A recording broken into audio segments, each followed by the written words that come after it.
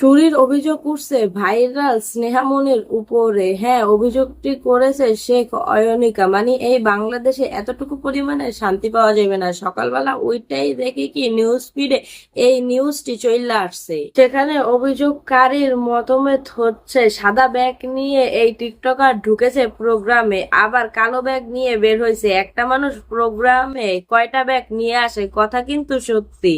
CCTV ফুটেজে দেখা গিয়েছে স্পষ্টভাবেই এই মেয়ে সাদা ব্যাগ নিয়ে ঢুকেছে। তাছাড়াও তার টিকটক আইডিতে ঢুকলেও দেখা যায় তার গ্ল্যামারাস লুকের সাথে সে সাদা একটি ব্যাগ ক্যারি করেছিল। কিন্তু সেই একই প্রোগ্রামের 7টা 30 মিনিটের যদি আপনারা সিসিটিভি ফুটেজ দেখেন তাহলে দেখবেন সে কালো কালারের একটা ব্যাগ নিয়ে বের হয়ে যাচ্ছে। শেখ অয়নিকা যখন থানায় যে এই টিকটকারের নামে অভিযোগ জানায় তখন টিকটকারকে থানায় ডেকে পাঠানো হয়। মানে কি নাটক তা শুনেন, সে পুলিশদের বলেছে নাকি সে প্রোগ্রামে 3টা ব্যাগ নিয়ে ঢুকেছে।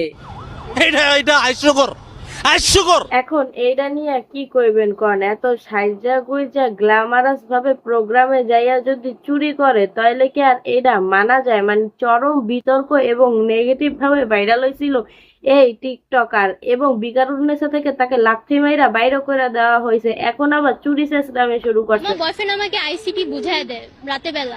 শুধু কি হচ্ছে আইসিটি বুঝায় নাকি আইসিটি বুঝায়। বাংলাদেশের এত বিনোদন আর রাহার মতো জায়গা নাই। নিঃসন্দেহে তুই ঠিক কথা বলেছিস।